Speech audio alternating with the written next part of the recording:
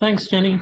Welcome everyone to this first of the PPAI webinar series, which will focus on the influence of land states on subseasonal climate.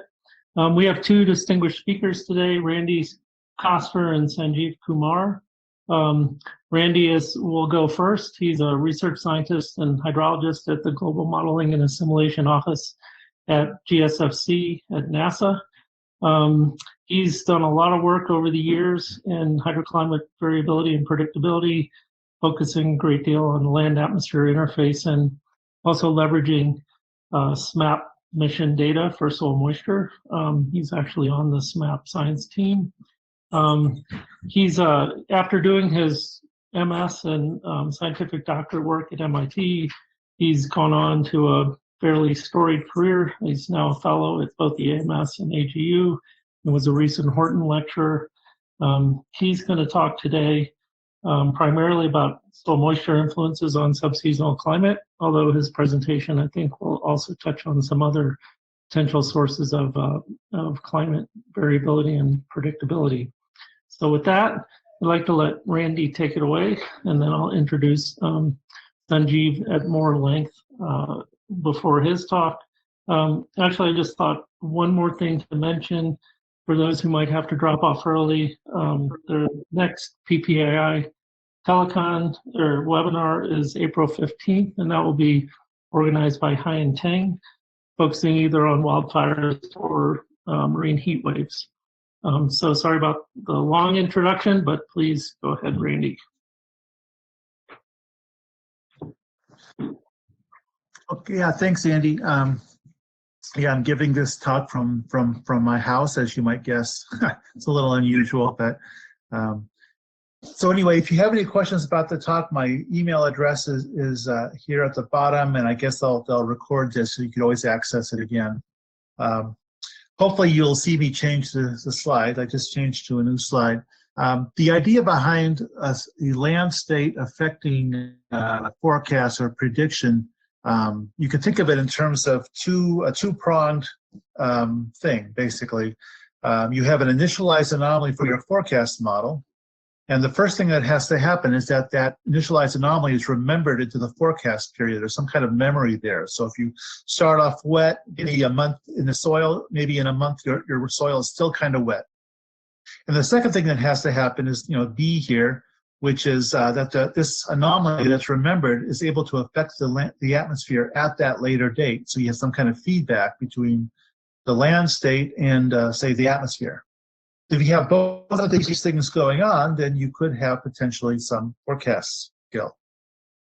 So which of the land states have usable memory? And I've written a bunch down here, and I'll go through pretty much all of them except a couple that I'll point out here, and that is that things like lake levels and groundwater, those probably have some impact, but a lot of people haven't really studied them too much. So the things that people have studied are colored, or rather circled in purple here. I'm going to focus most of the talk, in fact, on soil moisture, because that's been the focus of most studies up to now in terms of impacts on prediction. So soil moisture memory is well established. There have been various estimates from you dig these soil cores and you measure the soil moisture, time series of soil moisture. You compute an autocorrelation, you get a time scale. That's been done for some decades. People have been doing that sort of thing, and we have a pretty good handle on soil moisture memory. We know that soil moisture memory has time scales of the order of a month or two, typically. So for this paradigm here of how the land can affect forecasts, we have the first part for soil moisture. We do have some memory of the soil moisture into the forecast period, at least 1 or 2 months. So you have some subseasonal time scale kind of thing going on. But what about this part, the idea that the soil moisture anomaly can affect the atmosphere, the feedback? Well, the conventional wisdom regarding how soil moisture can affect the atmosphere, say through evapotranspiration, involves this what I call a beta curve, which is how the ratio of evaporation to net radiation on the y-axis there how that varies with soil moisture. And you have two regimes that are critical to consider here. You have a dry regime in which evapotranspiration varies with soil moisture. So the soil gets wetter, you evaporate more. And then you have a wetter regime where the soil moisture is no longer the limiting factor to evapotranspiration. It's no longer the weak link in the chain. So in the wetter regime, you increase the soil moisture and you have no impact on evapotranspiration. So this basic curve underlies a lot of our thinking regarding how soil moisture affects the atmosphere. Because of this relationship, the connection between soil moisture and the atmosphere through the former's effect on evapotranspiration turns out to be strongest in transition zones between dry and wet areas. And this is a plot from a experiment we did some 16 years ago now. A whole bunch of models participated in this experiment to figure out where on the planet soil moisture variations could affect, let's say, rainfall or temperature.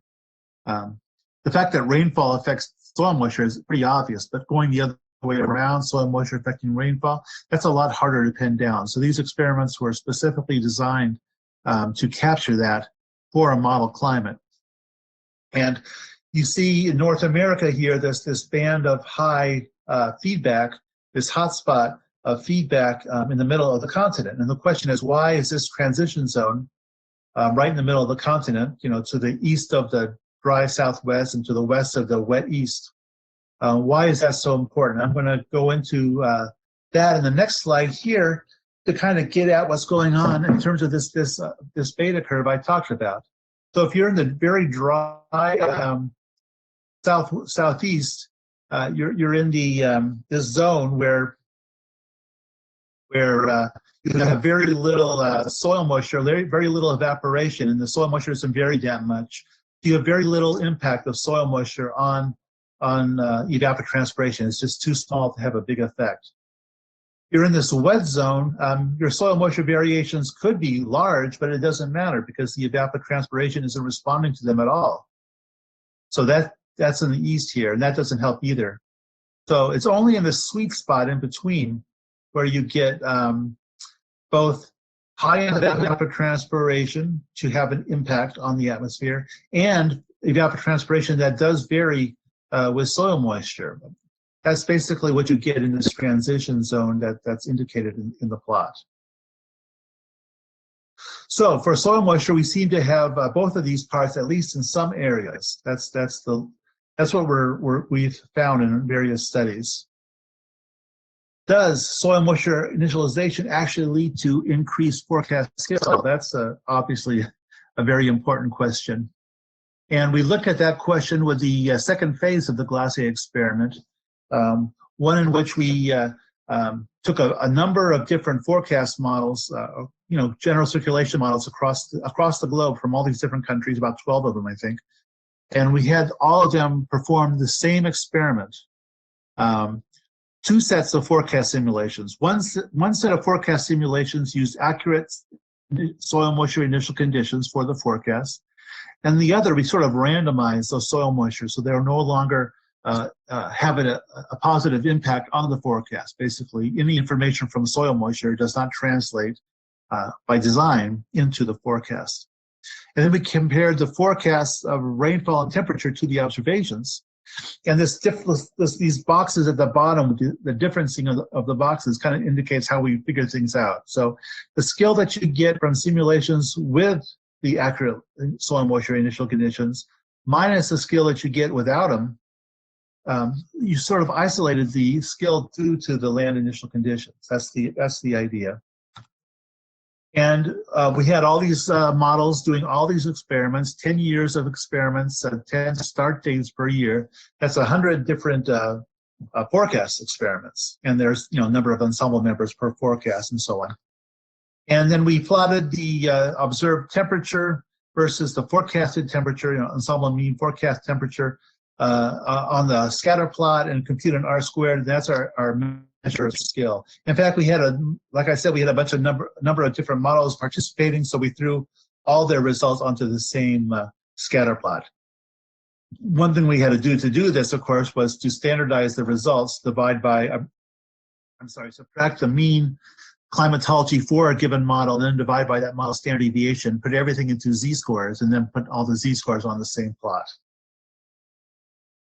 So in our analyses, we focus on multi-model consensus skills. So we put all the models on the same scatter plot essentially, and so we have some weak models and some strong models contributing.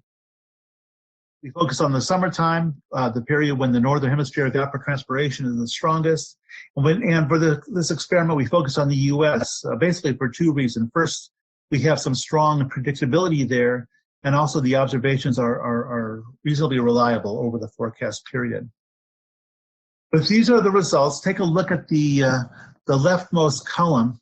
That's the basic R-squared forecast skill associated with land initialization. Is that, the subtraction from the two sets of forecasts where we isolated the land impacts. And the R-squareds that you see for 16 to 30 days, like a standard subseasonal timescale, are on the order of the yellows are 0.01 to 0.05 R-squared difference. Not huge, but significant. All the black dots indicate where things are significant. And then we have some oranges in there, which R-squared improvements of the order of 10 to 15%. That's kind of nice. And then as you go farther out toward 2 months, of course, obviously you lose skill as you move forward in time, but you still maintain something. I won't say much about the three other columns. Basically, the idea is if you look at extremes in initial conditions, if you know your soil moisture is especially dry or especially wet, and you consider those extremes in isolation, you tend to pick up more skill. That's the lesson there. Precipitation forecast, this is what we got. Very, very little skill, obviously, for precipitation, and you knew that already. Very difficult to predict precipitation at subseasonal to seasonal timescales. Even so, there's something significant there. Again, the black dots indicate statistical significance, I think, at the 95% confidence level. So I want to mention a little bit about local versus remote impacts on the atmosphere, because it's kind of interesting. It's kind of people are starting to look at this a little bit. Local impacts are pretty obvious. If you have a wet soil, you can have higher evapotranspiration, and that's going to affect local air temperature because you have more evaporative cooling, for example. It's also going to affect rainfall, possibly by modifying the local boundary layer and making conditions more conducive for moist convection, though and sometimes you might get less conducive conditions. People have looked at that sort of thing. But now there's another possibility, and that's that your soil moisture in one location might be able to affect the large-scale circulation, maybe phase lock and overlying planetary wave, and that could have remote impacts on climate. And I just wanted to show you some quick results from an experiment we did where we looked at that. We basically did a control ensemble, a huge ensemble of like several month simulations with our GCM system. And then we did an experiment ensemble where we forced there to be a drought in that red square there. Basically, we turned off the rainfall onto that square during the simulation. And what happens then is that you take the difference between the results from the two simulations.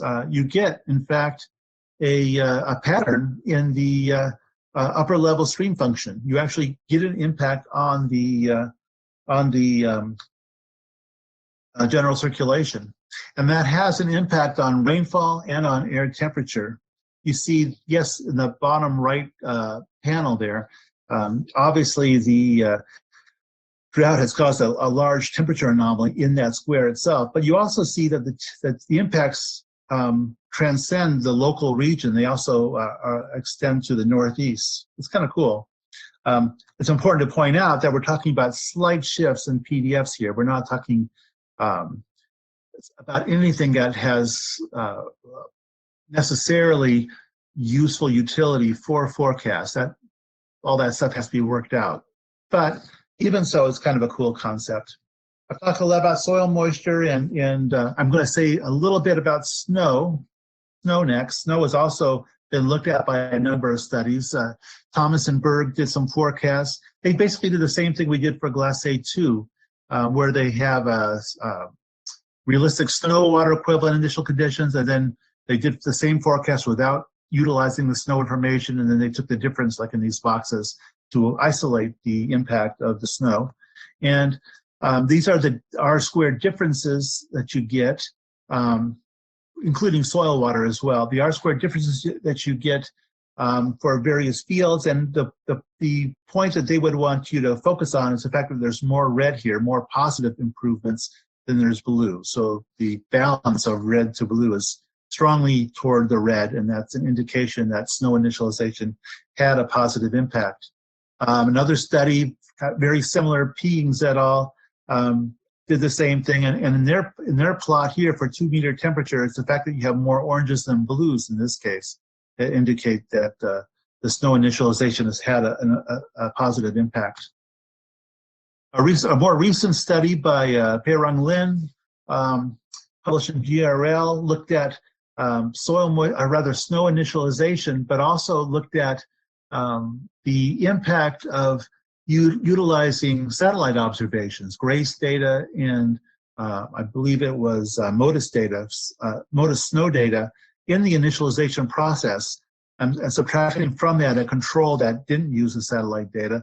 And the satellite data that, by themselves produce some increases indicated by the fact that it's red here, increases in the skill of the forecast.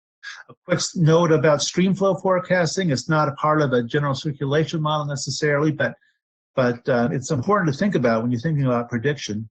When you have larger snowpack, obviously you have increased streamflow during the snowmelt season, but less obvious is the impact of soil moisture. If you have snow sitting on top of a very wet soil, when it starts to melt, it's all going to run off, go into streams, go into reservoirs. But if the snow is sitting on top of dry soil, you're going to have a lot of the snow water going into the soil and evaporating and never seeing the reservoir.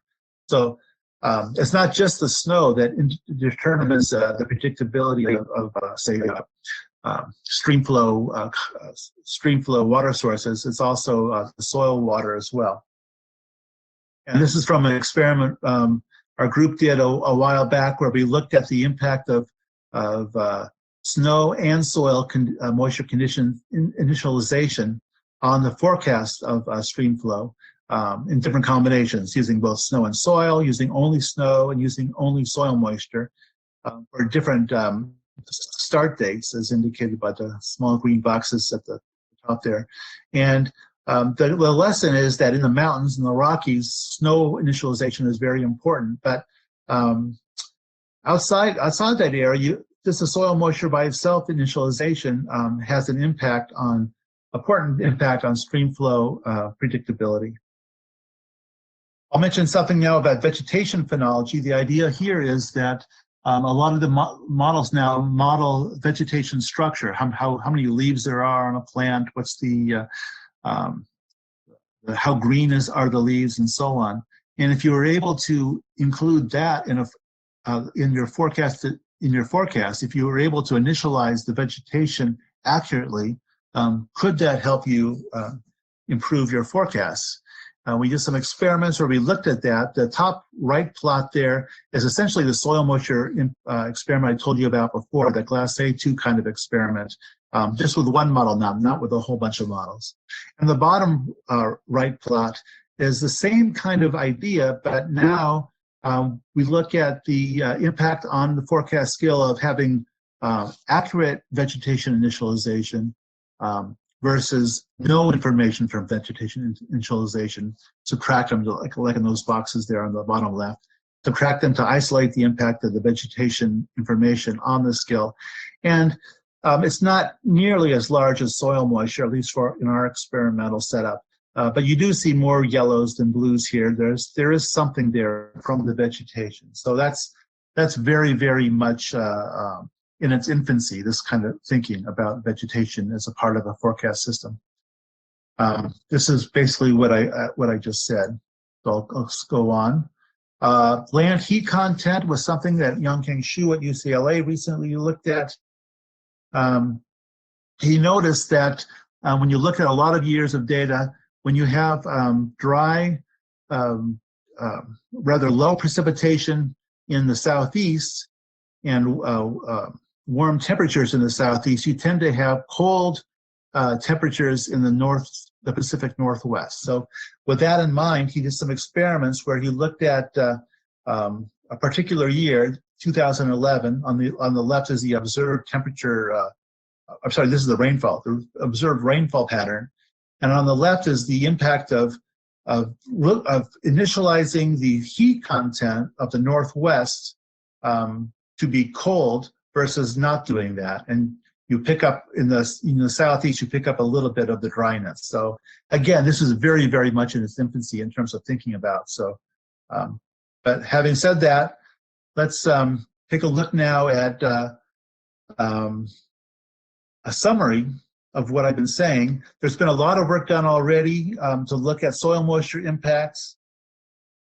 Some work on these other things, vegetation, snow, and land heat content, and almost nothing, I think, on these other two. At least I'm not aware of them. So I'll leave, it's time for me to be done. So I'll just leave you with some current challenges. Maybe I won't read them out loud, but obviously there's a lot of things that can be done to forward the utility, the usefulness of land initialization for forecasts. So thank you very much. Thank you, Randy. Do we have any questions for him? Reminder to take yourself off mute and feel free to ask your question out loud, or you can type it in the chat box and I'll ask it for you. Hey, Jenny, I have 2 questions. Go ahead.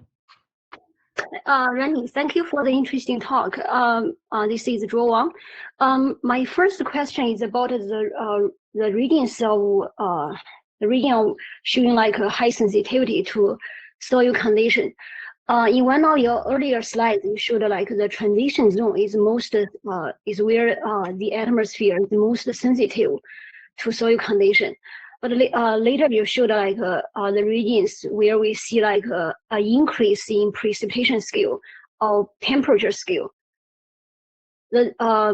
If you compare the regions over North America, they are kind of different. Like where we see an increase in precipitation scale is different from the temperature scale and also different from the transition zone. Yeah. Mm-hmm. Yeah, I think this extra slide I had kind of addresses that. The coupling strength is on the left here, and the locations where the skill is increased is slightly different. There's a couple of reasons for that. There's a different sets of models that go into the different experiments. Also, if you remember, you need not only the coupling strength, which the top left gives you, but you also need some kind of soil moisture memory in the system for a forecast. And I have looked at the soil moisture memory in like the Texas and the lower part of that transition zone you see on the left there. The memory is a little bit smaller than it is farther north. So you get hurt a little bit by the lower memory. And I have circled here something about a feedback loop, and that's a little bit more of a tenuous explanation. But by and large, I don't have a solid answer for you, but it certainly has something to do with the fact that there's a lower memory there in the southern part of that transition zone, and also the different mix of models. Okay, thank you. Another question is, can you give us a couple examples when soil conditions would affect like prediction or atmospheric variability on the decadal time scale? Oh, on the decadal time scale. Well, the only thing I can say about that is there was a study at Glace 3, I think it was called, where they looked at how these transition zones change under a changing climate using the CVent models. And they found that as climate shifts, things get drier or things get wetter on the decadal time scale, the impact on feedback with the atmosphere changes accordingly. You can imagine if the south got a lot drier and the east got a lot, and this transition moved to the right in this picture, then you would have your feedback move in that direction. Of course, nobody knows what the actual direction is going to be, but that's the kind of study that's been done. I don't really have much more to say beyond that. Okay, thank you. I think I have taken too much time. question. Thanks, Andy, and sorry, Randy, and if maybe we'll take one quick question more since Randy started late, and then we'll move to the next speaker. Can you hear me? Yeah. Yep. Oh, Hi, sorry. Mike. Okay. Hi, Randy. This is Mike. Yeah. I saw the weaker signal from vegetation versus soil moisture, and I was wondering if you could speculate a little further on that, because I know, the vegetation affects the bone ratio, and that has a great influence on boundary development, et cetera, downstream, et cetera. So I just wonder if you might speculate a little more on why you think a weaker signal. Okay, you were a little bit garbled, but I think I got the gist of your question. Okay. Yeah. No, Can you hear me better now? Yeah, I can hear you better now. Okay, I opened the laptop. Just speculate on why you think vegetation shows this, weaker signal and not, nearly as strong soil moisture. Because I think vegetation is really, important for surface bone ratio, et cetera. And I'll go back on mute. The only thing I can think of is that our particular setup may not take advantage of the full impact of vegetation. Also, I was comparing it to soil moisture, and soil moisture has such a first order impact that when I said it was small, I said it was small relative to soil moisture. And that even with the best vegetation model you had, that could still be true.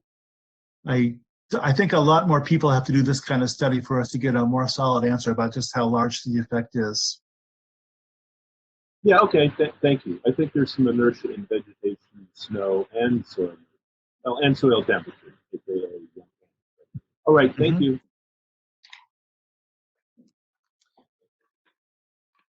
Well, thanks, Randy, again.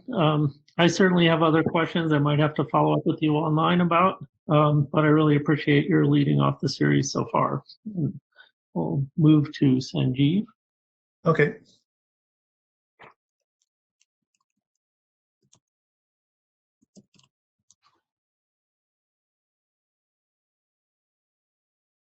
All right. Our next speaker is Sanjiv Kumar, who's an assistant professor at Auburn. He's been there for a few years, since 2017. He had his master's and PhD in civil engineering at Purdue earlier, and spent a few years before going to Auburn at Esrel, the NOAA lab in Boulder.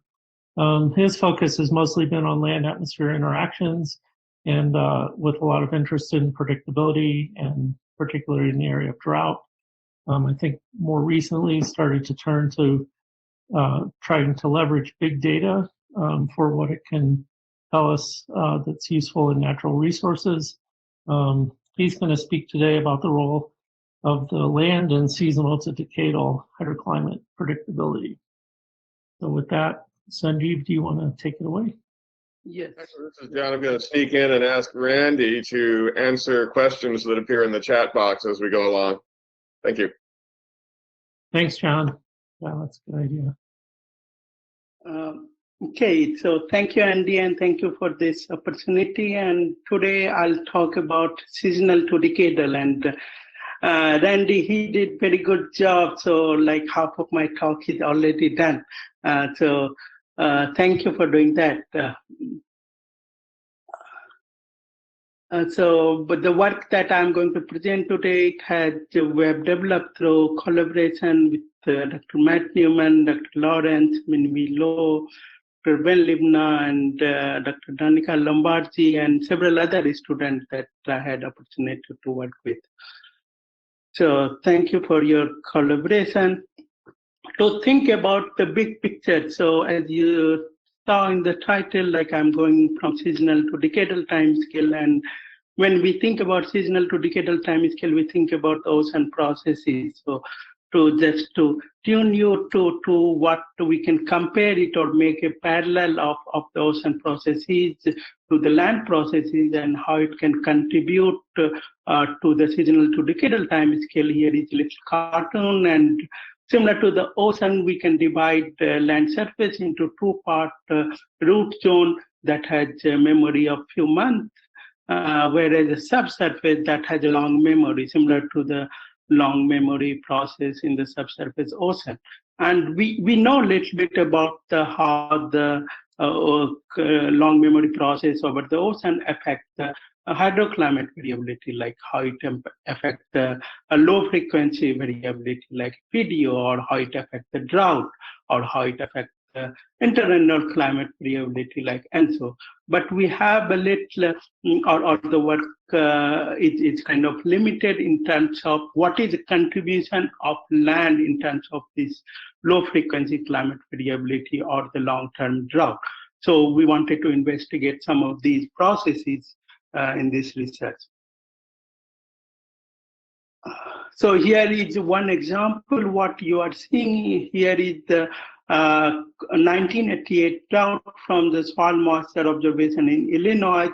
You see a vertical cross section of the soil moisture anomaly, and you see the process that I described. It atmosphere induced soil moisture anomaly, and then it goes deeper into the soil. Deeper into the soil means 0.5 meter and deep. And there it stayed for a much longer time. So it started from in the summer of the 88, and then it stayed in the deeper layer for going into the spring and also summer of 89. And that's example of the long-term memory in the subsurface soil moisture processes. And now what we see when we go to 1989, early spring, these anomalies seem to be propagate up to the surface or to the root zone. Root zone is 0 to 0.5 meter. And we call this process as a soil moisture anomaly reemergence. So this was one event. So what I'll do here, yeah, so we investigated in little more detail. Can we find the similar structure in the statistics? And here you see the autocorrelation from a given season. If you focus on that left top panel, so the autocorrelation decays as we expected with the increasing lead time, but what we are seeing it after a year or so, the autocorrelation again jumps up and it becomes statistically significant. And that is one season. So we can do the same analysis for all the season, and we find a very interesting structure where the autocorrelation decays for around like a 6 month or so, and then there is no autocorrelation, and then again it becomes statistically significant. And there is a tilt. What it suggests in the second plot is that the second time when the autocorrelation becomes significant, it's related to one particular season, and that's what we describe as a soil moisture anomaly reemergence. We can do the similar autocorrelation analysis for the precipitation, and we don't find these is a secondary maximum in the autocorrelation structure in the precipitation data set. So this process doesn't seem to be driven by the climate forcing or it's land surface processes are playing a role in the soil moisture anomaly reemergence. So again, here is a parallel from the ocean processes. In the ocean, we particularly in the mid-latitude Pacific part, where we know about the ocean reemergence work. And what you find, it's a very similar structure. In fact, this study, our soil moisture anomaly reemergence, was motivated by the ocean reemergence. Again, you see similar kind of the autocorrelation structure in the top left panel plot, and then it decays and then it again comes back. In terms of the processes, if you think about its mixed layer processes during the winter, again in the ocean during the winter, the mixed layer is deep, and then the surface anomaly get entrapped into the subsurface, and then it stays there. As we progresses into the summer, the mixed layer becomes thinner, and then basically subsurface become decoupled. And then when we go again into the next winter, some of the entrapped anomaly can come back to the surface. We can think about similar processes over the land. We have two of the hypotheses for the anomaly reemergence, and one of the hypotheses that we call it demand-driven hypothesis on the right panel, where during the winter season you see the soil moisture anomaly go deeper into the soil, and it stays there, and then when it becomes the summer season, some of those anomalies can get trapped to the surface. So that's like a demand driven, means you have the moisture, and then when the demand arises, it can come back to the surface. We also think that some of these anomaly propagation can occur without actual movement of the water. So if you take the two-layer conceptual model, and then if the deeper layer is wet, and then if the top, it basically reduces the gradient between the root zone and the deep layer, and that gives a wetter surface or wetter root zone anomaly that may look similar to what was in the surface. So that may also lead to the anomaly reemergence. So these are a kind of similar in the name, but in terms of the physics, it can be very different. So we looked into at the continental scale, and what we find that these kind of processes can be found all across the United States, but many times we find similarity. Like this is showing the emergence time scale. So if you focus on in two very different models, left panel is from the CLM and right panel is from the WIC model. If you focus on the first top two panels, what you find in that Great Plain box, that is box next to the Illinois, two very different models are showing very, very similar time scale of the emergence. You see the bluish color in the south, and then more like a greenish color in the top of that blue box. So we want to understand if there are these two very different models are showing the similar emergence structure, why it's coming up.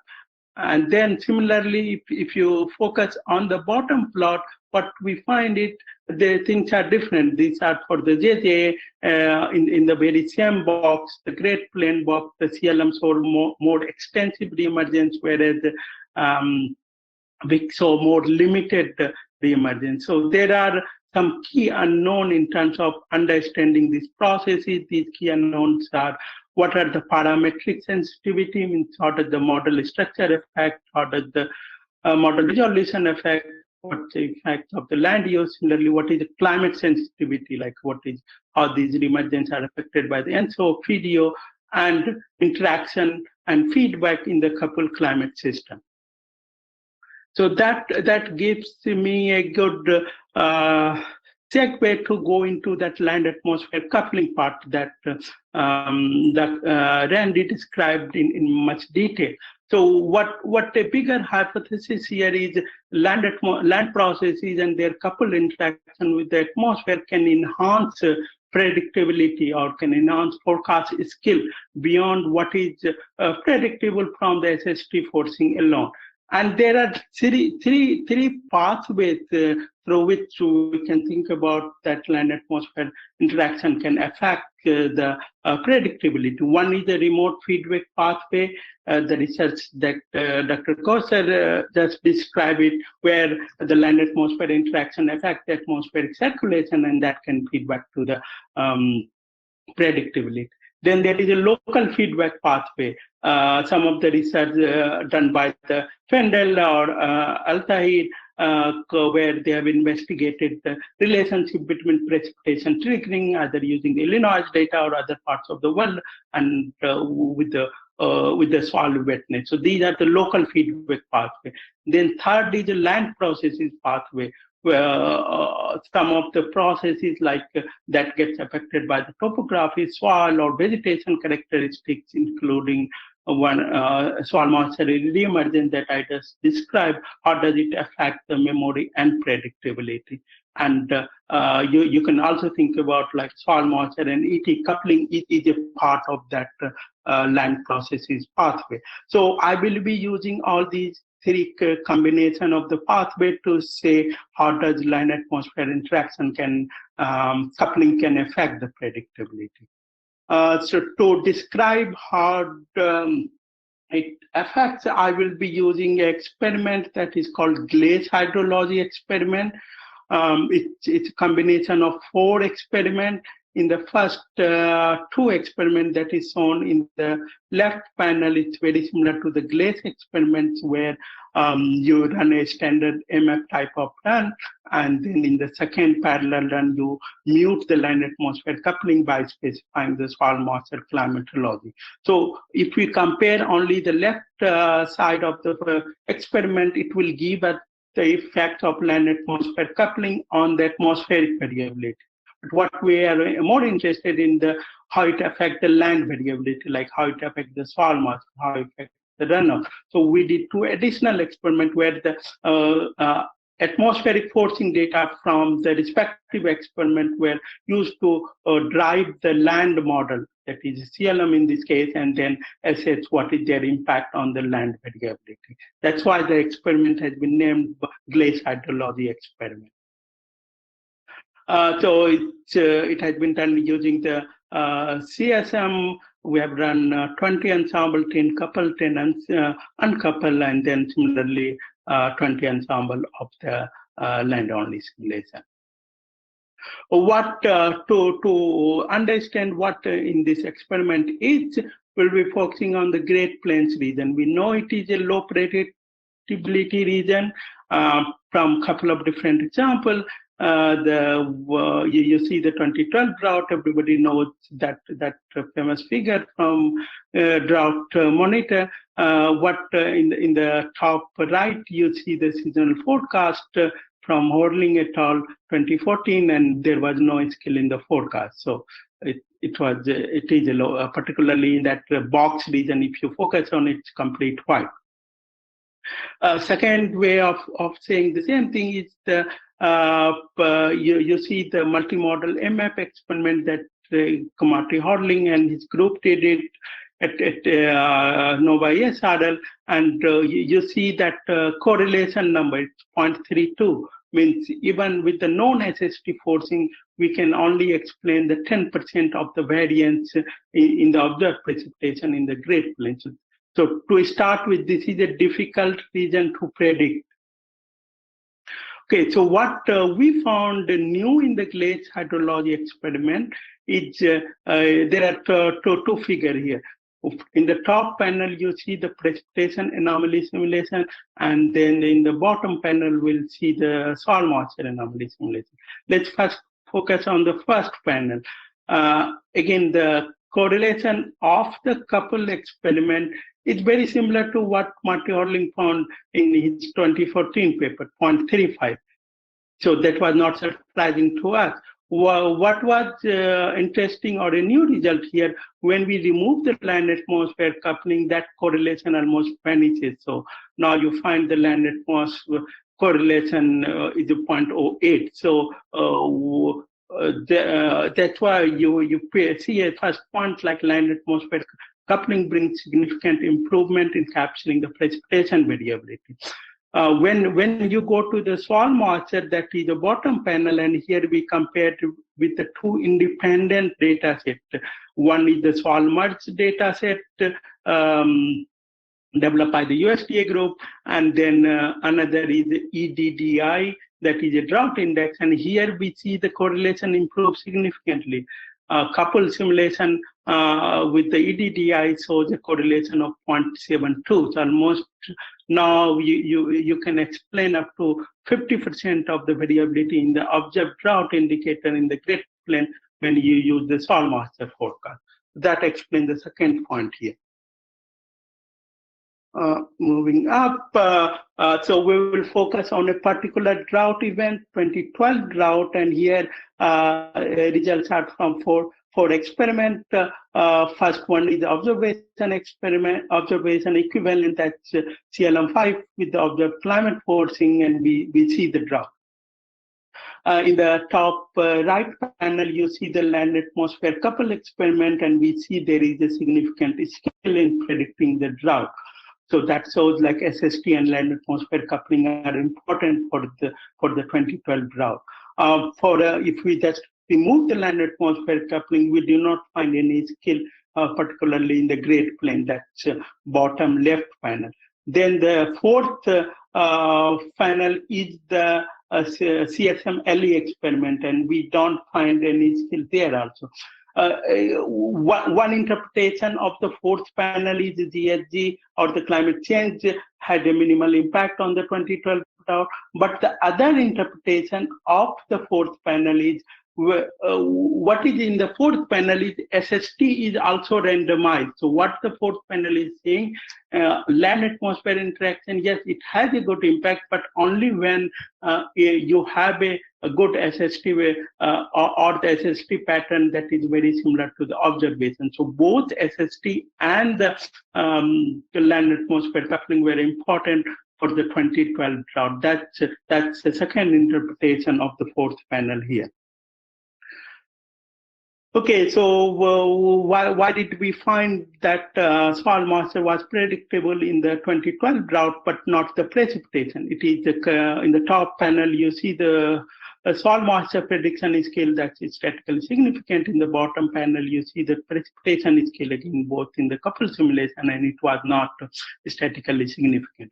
So, if you take the soil moisture variability and divide into what are the four different drivers, you can derive. This is very simple equation. You can derive with the water balance. There are four main factors that contribute to the soil moisture variability. First is the soil moisture memory, multiplied by what was the variability in the last month.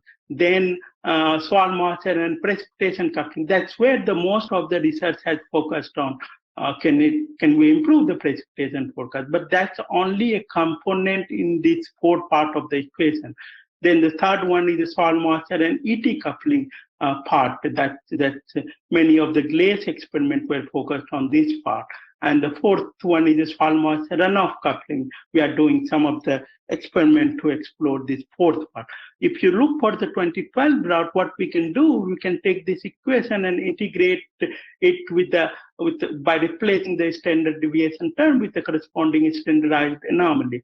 And what for the 2012, the observed anomaly was -1.4, and then the memory part contributed to almost like a 57% of the total observed anomaly, whereas the forcing part contributed to the only 8%. So why this soil moisture prediction skill was significant, because it was majoritarily contributed by the memory effect. So that's one explanation why we can predict the soil moisture, but not the precipitation. Moving on,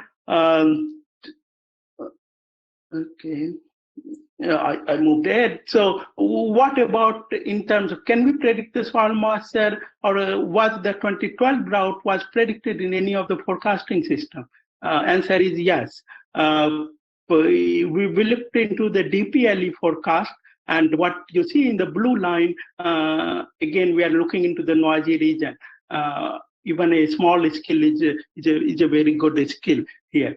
So what you see, all the blue line are the 40-member ensemble here, and here you see that forecast was initialized in the November 2011, and it didn't show any anomaly until like June of the 2012, and then suddenly you see that negative anomaly in terms of in the initialized forecast. If you compare this skill with the uninitialized forecast, we see uninitialized forecast didn't have any skill. So here uninitialized forecast is the CSM LE simulation, whereas initialized forecast is DPLE simulation.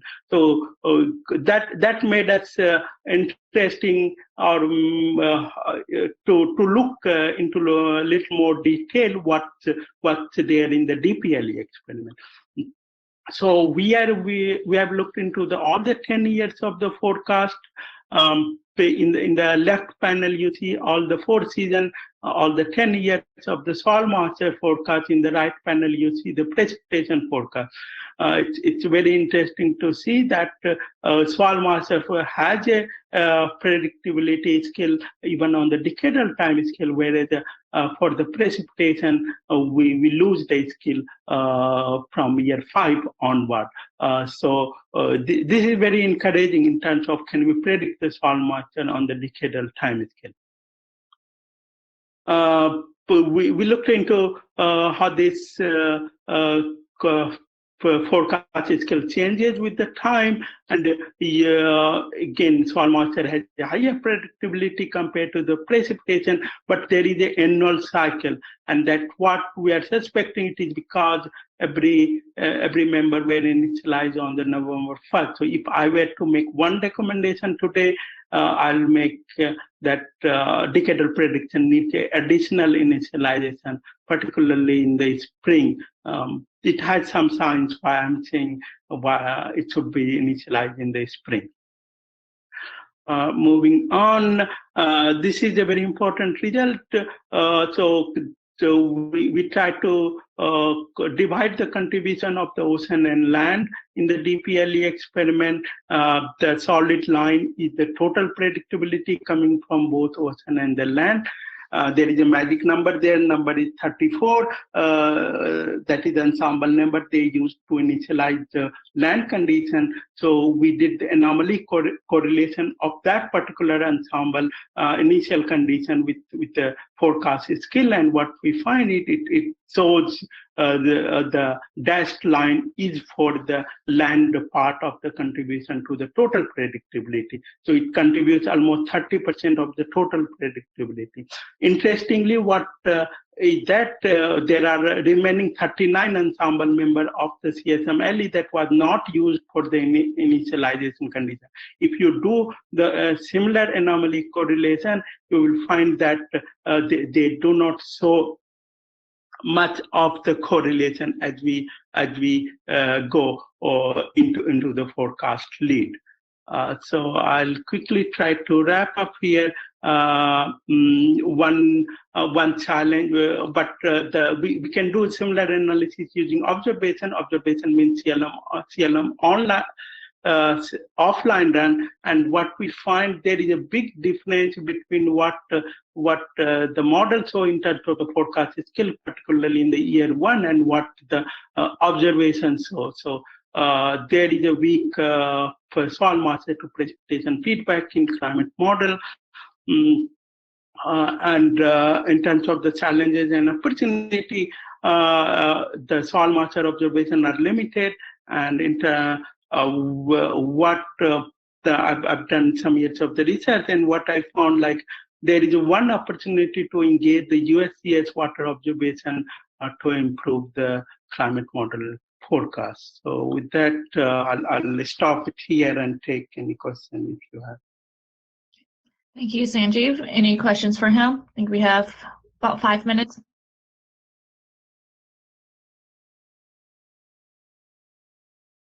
Sanjiv, this is Andy again. Thank you for the nice talk. I have a question for you, and possibly it's also for Randy Koster. In both of your summaries, I didn't see anything about improving the land models that we use, and yet you did have a slide with showing comparison between VIC and CLM, in which there are large differences between the results that you got from the 2 land models. And I'm just wondering if you feel that moving forward, there's a lot of work we need to do to improve our land models or our hydrology models, or the hydrology in our land models, to better understand this kind of a coupling, or if we're already at a point where that's not going to be a source of major new insights. Yeah, I'll make a point, then I'll give it to Randy to speak. So one of the processes is that we want to get little more handle, or that are not well constrained, is the deep layer soil moisture processes, and that's where many of either the USGS observation or the modeling improvements are needed. For example, earlier CSM had a kind of interactive groundwater model.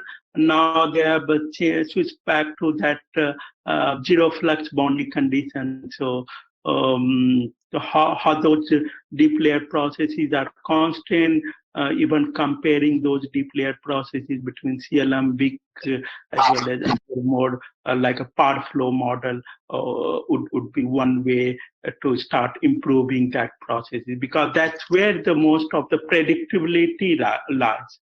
Okay, I'll give it to Randy now. Okay, I would just say that if I left off something about that on my list of challenges or something, it was just an omission on my part. I mean, obviously, if the hydrology in the model isn't good, you're not going to get the soil moisture memory, for example, correct if you don't have the right stream flow versus evapotranspiration partitioning, because your model is not adequate. You're not going to be able to get that crucial part of the whole soil moisture to prediction connection. So, I mean, I apologize for leaving that off. Oh, no problem. I mean, I didn't want to point that out as an omission. I'm just generally curious, since I work on land model development myself, and I do feel the land models have come quite a long way. You know, CLM has some nice features with things like hydraulic redistribution that can be relevant, particularly to the reemergence. And so there's a lot of sophistication, and I guess I was just wondering whether this is still an area of pressing need, or if there's some other things like perhaps like better understanding impact on circulation, which you showed some evidence of, that maybe more, I guess, maybe more pressing. And I guess as the overall goal of the webinar, it's really to come away with some sense of where we need to put effort in this particular area to enhance predictability. So I'd like to add one point. Is when we developed that decadal prediction system, so we mainly focus on that ocean initialization, and there is good set of the observation to do that. Similar protocol for the land initialization doesn't exist. So there is some work is needed, or developing a protocol how to best initialize the land. In CSM DPLE, what they did is they took one of the ensemble member from the CSM LE to initialize it. That's why we were able to do some analysis, but that's a synthetic observation. How to better pull together all the existing observation to initialize the land would be one area where we can contribute. Great. Any other questions?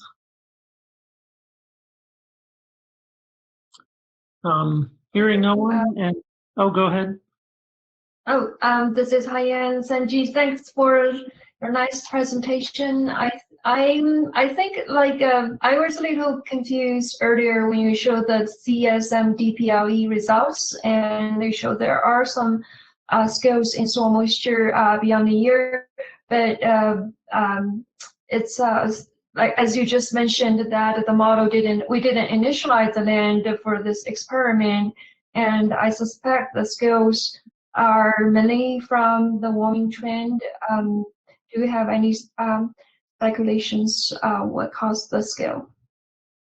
Yeah, so we looked into the trend issue, but yeah, after our analysis, we found these skill sets are not affected by the trend, because the way we have computed the anomaly, these anomalies are computed with respect to the forecast climatology, and we have used only the data from 1980 to 2015. So yeah, we didn't go back to 1960 50s in the experiment. And one main reason was going because of that trend issue.